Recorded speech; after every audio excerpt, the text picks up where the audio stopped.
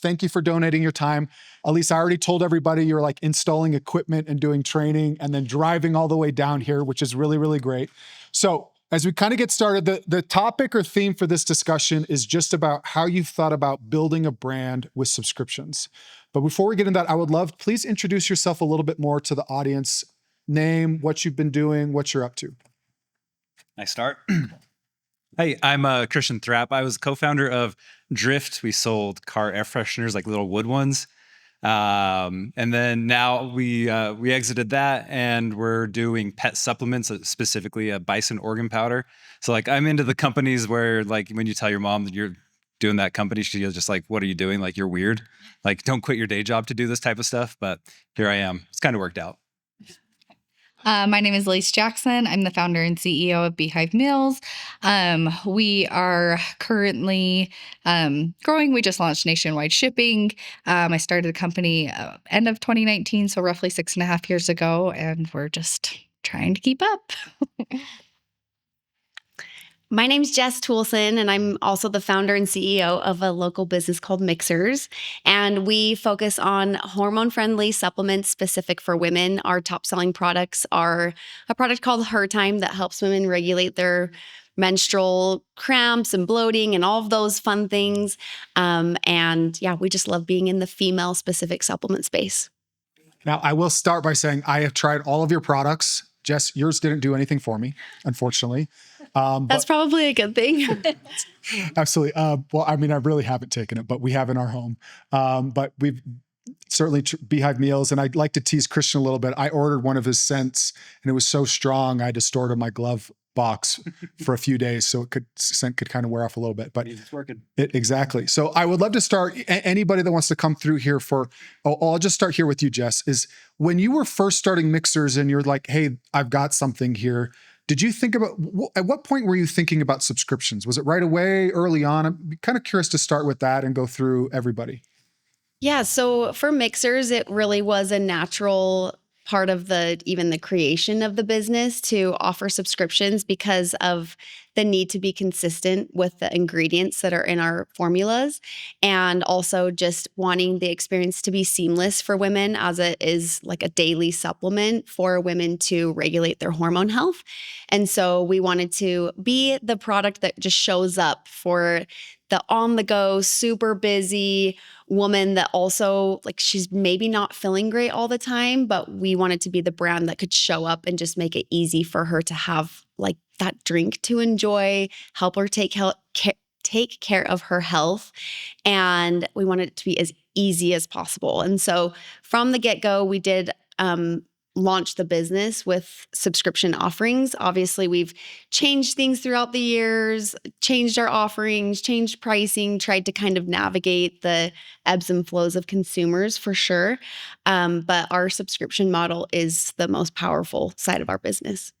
Awesome. Jess, or Allyse, sorry. Yeah, so for those of you who've heard my story before, I actually started Beehive Meals more by accident a little bit. It was more out of necessity to provide for my family. I wasn't actually looking to start this big business. So when I first started, no, I was not planning on, subscription was not even a thought. It wasn't until a few months in that customers were coming, they liked our product. They were coming month after month. And in the beginning phases, it was just me doing all of the operational things. We're a meal prep service. So I was doing all of the meal prep, doing all the delivery, all these things. And I would sell out in my capabilities of what I could produce and deliver. And so I'd get customers that were really frustrated that they couldn't get on my schedule. So I actually had a customer be like, can you set up a subscription so that I can give you my money every month and know that I'm going to be on your schedule? Because I would just be sold out. So that was kind of lock me in. Yes. It basically was like, I just want to send you money and you send me meals. So it was actually very customer driven. And because, again, we were continually trying to just keep up with growth initially, it became a tool for our customers to be able to get on subscription and guarantee they were going to get their product every single month. And it really helped us grow. It was almost like a scarcity model that it's like, if you're on subscription, you'll get product. If not, there's a good chance we're going to be sold out. I love that. Yeah. With Drift specifically, we were always subscription first. Like I don't think we even launched a one-off product. It took us a while to actually do that. The nice part about air fresheners is that after like 3 weeks, it's going to be dead no matter what. So there's some planned obsolescence there, and people are mad about it. Like with Apple, their phones die after a couple of years, but air fresheners is great because it's kind of expected. But like starting brands, and as I think of other brands, like obviously that 30-day consumable is, you have to have that for sure. You want something that's like unique but familiar with people. And then another thing which is really nice for like food, for example, is your menu is going to change every month. It's something new. It's something you can email people about. So it's, it's just, it makes sense. So that's kind of what we look for. Pet supplements a little bit different, but obviously subscription first. Like that's the way to boost your LTV. And in order to get that CAC to LTV ratio of 3-to-1, that's for sure the best way to go. Were you like, when you exited Drift, were you thinking we're going to do a subscription brand again? Was that basically one of the top things on the table, or? Yeah, I've never thought about doing anything besides subscription. So right now, like we heavily push, like we're at a 40% discount pushing people to the subscription, just because that's where we're going to get the LTV out. It's not capital. It is, I should say, it's capital intensive, right? So like you have to pay a lot. Your ROAS is like, our ROAS is terrible. I don't know if I'm talking marketing people or not here. You're talking to a big mix. And there was a presentation about how ROAS is kind of crappy earlier. Yeah. Okay. Well, So here, I'm still talking about like my ROAS is crappy right now too. So that's it. Okay, great. Now, I'm kind of curious because we have 3 very different products, and I'd like to say I planned how that came out. But I'm kind of curious, as you're developing the product, developing your brand, Allyse, you shared a story about like customer feedback. How have you looked at getting feedback around the product? How have you engaged? Like, I'm assuming Drift isn't necessarily you created a Facebook group of people who really liked scented stuff, but I'd love to hear from everybody about how you've gone about engaging with audience, getting feedback, how you've kind of developed the start of a brand when you're early on. You can start and go. Oh no, I just feel like I'm talking a lot already. So well, we're kind of going back. Yeah, well, it's okay. It's all right. Yeah, community always, like, especially as we move into the future and the next age of AI, like community is going to be like just insanely important, just to kind of build that and to get that user feedback. So right now it's like, hey, we're sending out surveys. We're calling, we don't have a lot of top customers because we just launched, but those top customers, we're trying to get them on the phone, talk to them, understand why they're buying, why they stick around, what their hopes and dreams are as they use this product. Yeah, I think something that's really helpful with Beehive Meals and our product is I am very much our first customer. Like I basically built I was a stay-at-home mom before I started the business, and then going into being CEO of this fast-growing company, my life drastically changed. And it was something that, like, in order for me to put dinner on the table, like I literally use our product every single night unless I order takeout. Like I do not cook outside of our product. And so I think that's really driven kind of how we built the brand and the product, is because I am such a user of our product. It just, like, I resonate really well with our customer base, and I know what they want, and really why they use us is convenience. Obviously the food needs to taste good so that they come back month after month, but it's a busy mom looking to take off that dinner time stress. I like to consider myself the original Her Time customer, because actually before our product was even created, the ingredients that are in our top performing product are something I was using in a capsule, and it completely changed my health personally. And so for Mixhers, it has always been our most successful marketing tool to really be highlighting actual customers, women that when you're getting on social media or reading an email or receiving an SMS, one of 200 texts that we all get from different companies, that it's something that, I see this woman and I can actually relate to her story. We also like to make sure that we're talking about taboo topics with our community, because with supplements, we all know how many ads we're all fed every single day, all day long. And how do you know where to start, what to choose, what's actually a differentiator between all these products? And so with Mixhers, we really like to make sure that we're highlighting, like, you know what? Hey, I'm actually the woman that really severely struggled with cystic acne. Like, I know exactly how you feel. I know exactly how your daughter is feeling.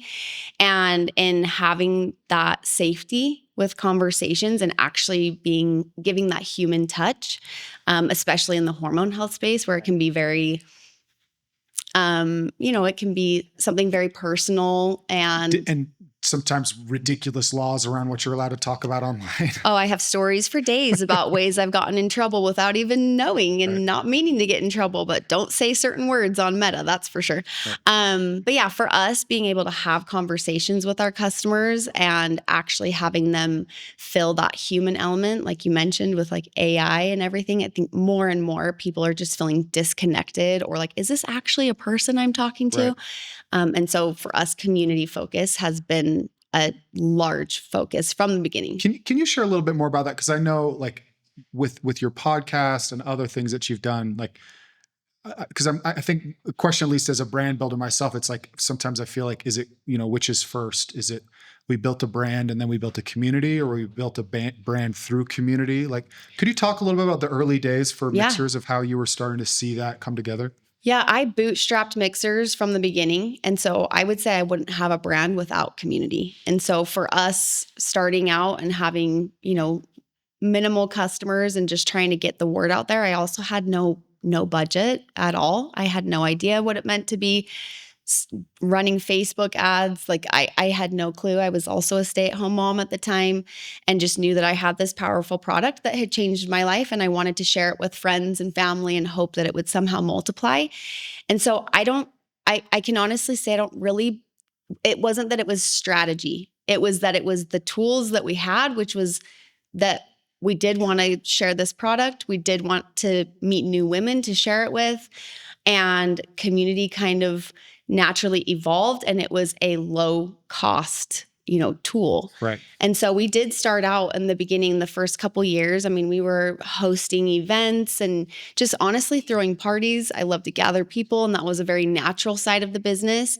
And so I would say that we wouldn't have a brand if it weren't for the community element first. Allyse, for Beehive Meals, at what point did you go from thinking, and well, I guess just ask, do you think of Beehive Meals as a brand? Like as you have how you show up in the world, is that's important? Yes. And I think, again, when I first started the company, I had no plans in doing what I've done with it.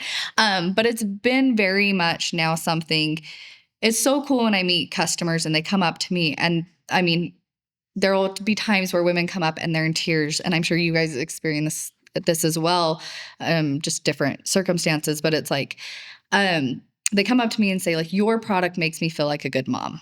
And like, because it's like, I don't know how to cook or I don't have the time to cook, right? And we have these children, these humans that we have to feed every single night.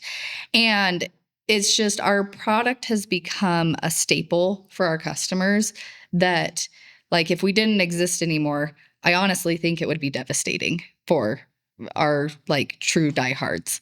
I mean, I have customers, Adam and I just saw one last night. She has 124 orders over like a few years. And I'm like, it was like her lifetime value is ridiculous. Right. And I'm like, anyways, but it's just like our product has become such a staple for certain women that like it's very much a brand that is needed. And the question, and first, before I forget, my wife wanted me to ask you if you could make your soup menu available year round because she likes soup all the time and it's fantastic. Adam would really like that too. For Adam's sales soup reasons. menu year round. Jordan, my wife, will become 124 orders in 2 years. But at what point, I'm really curious, in the journey of building it, did you start to think about going from this is just something I'm doing that's kind of working to this is a brand? And that's what I'm going to ask you too, Christian, when we get to you. But walk me through a little bit more of that kind of Yeah. journey for you? So, I mean, I started the company end of 2019, and it was around that end of 2019 is when we put the subscription in place, and we just started seeing continual growth. 2020 pandemic hit, and we just saw significant growth month over month. And then it was about 2021, so almost like 2 years into the brand, Adam actually finally came on, my husband, full time into the business, and I think that was when it was kind of like, oh, like this is a real thing. Like initially I was like, I'm just playing business. I was just like, I don't know what I'm doing. So I really think it took like almost a couple of years. And now like the vision and where we're going as a company, it's like, oh, well, we're not going anywhere like anytime soon. Like we are here to grow and to continue to be a brand throughout the nation. And yeah, but it did take time. Can I share something? Yes, please. I hope that I like to share You and can learn share from whatever you people want. that are like actually sharing the reality Yes. of business. And I find that helpful instead of pretending that everything's You know, just that's what we rosy. care about here. We Yeah. care about that here. I would say that, yeah, I was similar. And I mean, it's funny to hear about how I'm impressed when I hear about how people have a full strategy built out and plans in place before they've even started or launched their company. Same thing, definitely was not that for me. I would say that actually after about 3 years, and same thing, we had become, we had multiplied the business, saw some really, really rapid growth. And it was then that I started bringing in all of this, advice to really like elevate the brand and develop the brand and focus on what I'm saying, all the branding side. I would say that was honestly one of the biggest mistakes I've made. Taking our focus and really leaning into, and I think you can elevate the look, you can make tweaks and changes. That consumed so much energy and effort and time and brain space from my entire team. And we lost focus. Honestly, we lost focus and it wasn't because we don't care. What should have been the focus? I just wish, you only have so much bandwidth. There's only so many people you can pay for. But we did our whole marketing team. This whole rebrand became the focus. And did it look incredible? Sure. Of course it did. We love it. But we weren't able to be as interactive with our community or things that we used to do or, things I was personally doing to stay interactive with community. And again, it's not because you don't care that there's not an immense amount of gratitude for these people purchasing, but you're trying to create this elevated experience. And in the end, taking so much money, focus, attention of the team, it really negatively impacted the brand. And I'm not saying that is across the board. Brand can mean so many things though, right? Like brand is how you think about it as opposed to necessarily, or how other people think about it. It's not always just all the bells and whistles. Yeah. And I think you as a founder, you can get to this point of, okay, we want to be a nationwide brand. We want to be recognizable on shelves and all of these things, but then it's really like we lost that connection to community. Mm-hmm. And I would say for the last year and a half, 2 years, I'm like, that's all I want back. That's all Right. I'm trying to focus on again, because that human element is something I know I personally crave. It's what makes my business fulfilling. And that is what builds my brand. So that's what builds your strength, right? Christian, again, very different brands, very different experiences. Like, how have you guys thought about brand or not?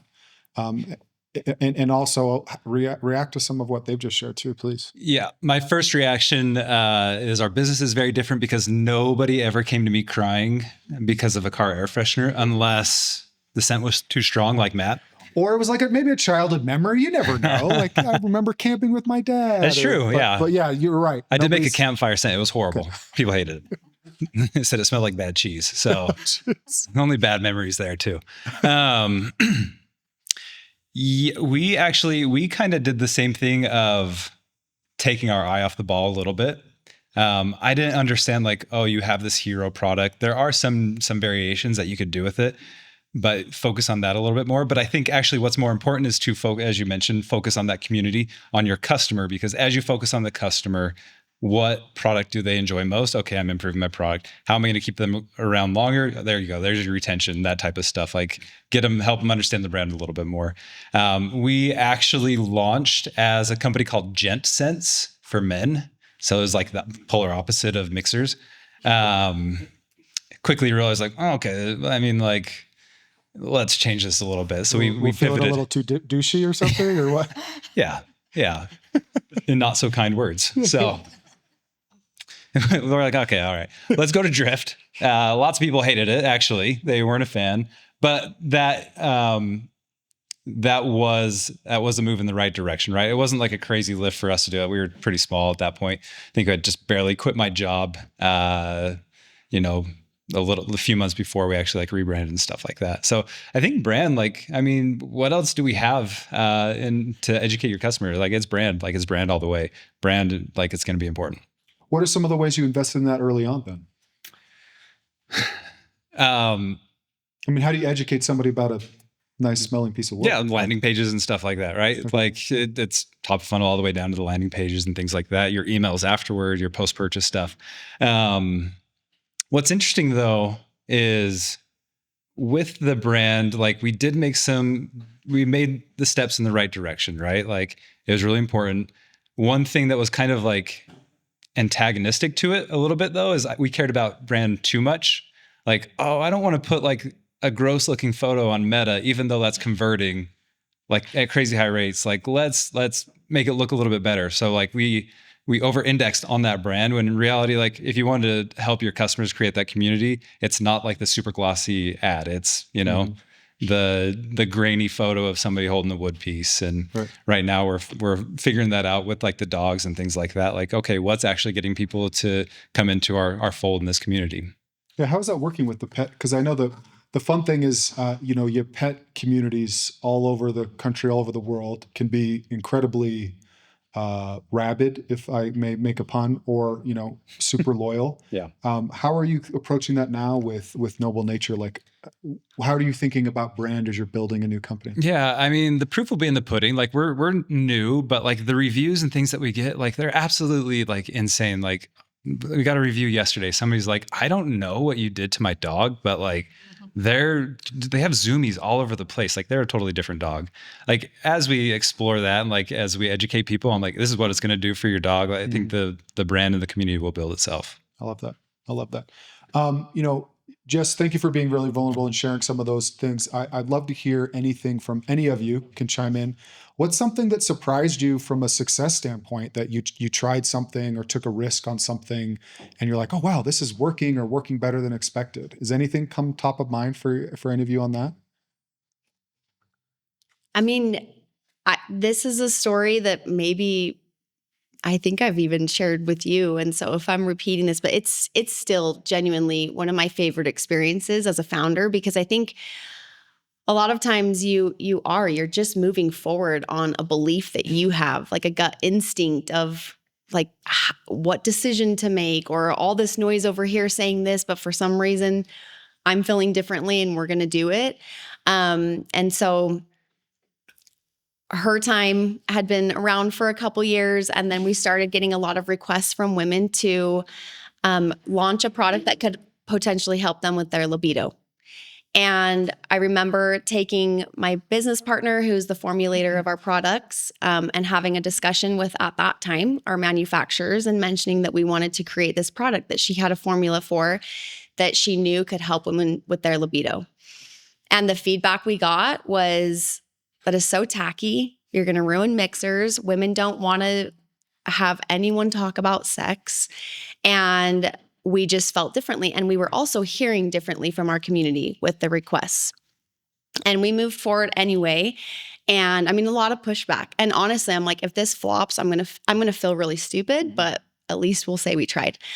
And we launched that, and we crashed our own website 9 times within the first hour. I know that's really terrible. I would die if that happened now, but the traffic was so high, the subscriptions were so high, and within the first month, it became a competitor to Her Time as a top selling product. And so I just feel like there's been these times where I'm not making a data-driven decision.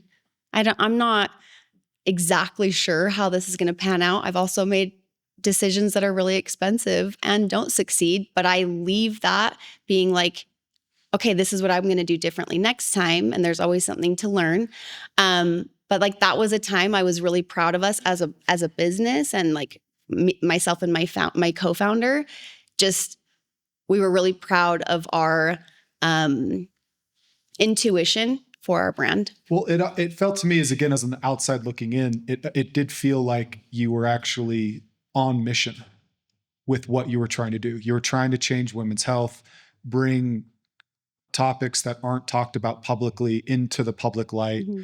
And I think that women everywhere responded positively to that because you were on mission. Well, and we were happy to be able to actually give women permission to have these conversations that they were wanting to have, but didn't know how to talk about libido. Right. It's normal to see men's billboards all over the place with that same topic. But when we put a billboard up for our libido product, I mean, the amount of emails we got were... I remember the billboard and thinking like, and it is one of those funny things I see, there's a million, I'm 45, so my entire feed is cars and Viagra ads. So it's just kind of funny though, that it's like the opposite isn't always true, right? With what we're allowed to say or conventional society says. Allyse or Christian, anything from a success or surprise that you'd like to share? So I think I would take a little bit different kind of thought process with this. So when we were building, I had mentioned that, I started a subscription based on like customer demand and not being able to essentially, we're our own manufacturer, we're our own distribution. Like we just could not keep up with demand. And our word of mouth was like so good at the time. We didn't even spend marketing the first year. Like it was just trying to keep up. So our subscription was growing at a very steady rate initially. And then when we got things in a good spot, whether we got a bigger kitchen and more freezers and all these things, we were able to start keeping up with demand. And because initially when I started doing a subscription, there wasn't that big of an incentive to actually get on subscription, right? We weren't 40% off to like, it was like you save like less than 5% if you get on subscription. The enticing piece was that you will get meals. And so when we got to a point where we weren't constantly being sold out, people didn't necessarily need to be on subscription to get our product because we have a one-time ordering capability. We actually started to see over like a 10-month period, our subscriptions slowly die. Like it was like a slow death. And it became really scary. And it's like, we have to fix this. And how do we fix this? And so I remember Adam and I sitting down. I remember we were actually giving our baby at the time a bath because that's, when you're a married entrepreneur couple, this is when you have intense business conversations. And I remember being like, Kayla, well, how do we fix this? And my solution was we have to make subscriptions more enticing to actually get on. And typically that's a bigger discount. With food, we have tight margins. It's really hard to give a bigger discount. So the solution was like, we actually need to raise our prices overall to then be able to discount heavier in subscription. So it's like I have all these people already on subscription. I don't want to raise their prices. So essentially I raised my prices enough that their price on the new subscription discount was about the same. And then anybody knew it was just more enticing. And essentially that fixed our subscription issue overnight. Like it's not like we saw a decline over 10 months. It was fixed in 2 weeks. When we go back and look at like our recharge spike. And so I think it's just like, that was something that was really scary. Adam was very much against raising our prices. Like raising prices is always super scary. But just in that instance with subscription, and subscription is so key for us. And I'm sure a lot of you, it's at least 65% of our revenue every single month. And it's just so nice to have that recurring that you're not like constantly chasing, right? So I think that was something that, you take that risk and it panned out. So that was just something. I mean, the fun part about raising prices is if it completely backfires, you can lower them back down, and you'll find more customers that have never heard of you that'll come back in. But I've seen that happen with a few other brands where it feels really scary, but sometimes it's what you have to do. And sometimes the market responds like, hey, oh, maybe there's a little more premium than I thought. Always raise your prices, in my opinion. Like, we sold our company and the next day they increased the price 25% and nothing happened. I'm like, oh, we just left 25% on the table. So shoot. Okay. This is how you run a business, huh? All right. Is that the one thing you want to share is raising prices? Let's say we're going to wrap up for a little bit. Yeah, raise your prices. No. Anything else you want to share with your journey of subscriptions with wins or anything else? No, like I'll always hit on the key metric as being LTV to CAC ratio, like try to get that to 3-to-1. And that's all that matters, because originally, like, we were back in the golden days of Meta where it was like $10 to acquire a customer. And we were just so slow. Like, now I'd go and I'd put $200 million into there and you'd have $1 billion company. So if you're paying attention to those communities and to that key metric, I think like you're going to be in a good spot. I love that. And that's a nice capstone to a lot of the stuff we were talking about earlier with building that. Okay, so I want to take just a couple minutes. If we have any questions for any of our founders up here that you'd like to ask. You can ask why I'm so pale up here. Hopefully I'm not that pale on stage. You're not. The fun thing is I've turned the contrast up on that to try to get it to show up a little bit. I'm still pretty pale. Any questions for anybody? Please. LTV to CAC, that's great to think about. CAC's pretty easy to track. LTV, how do you think about that? How do you track that across cohorts? What software are you using? A lot of manual, but it turns out like if you just like hire some smart people out of like Eastern Ukraine, like they can do a lot of that too. Yeah, I mean, like, it's not in profitable LTV, like it is a little bit harder, but like when you're subscription first, it's a lot easier to handle that. But I think it's probably the most important thing when it comes to subscription, as long as you have cash, as long as you don't die before you hit that 3. Your subscription app will have some of that. There are tools like Lifetimely and others, although they're limited. But like you mentioned, manually, it's actually just downloading your store data, your customer purchase data. Shopify's analytics have gotten a lot better where you can look at repeat purchase rates and understand like lifetime value stuff too. But it's really hard to be perfect. So you have to kind of accept you're looking at aggregate or averages. But you really kind of want to know what is the average amount of money a subscriber spends with us over time. And if you can get at that number, then you're halfway there. Anybody else? Okay. Ask questions to professionals. They're the ones that know what's going on. Well, they're going to hang out for a few minutes. We're going to wrap up. But first, I would love to give our panel a round of applause. Thank you so much. Thank you so much.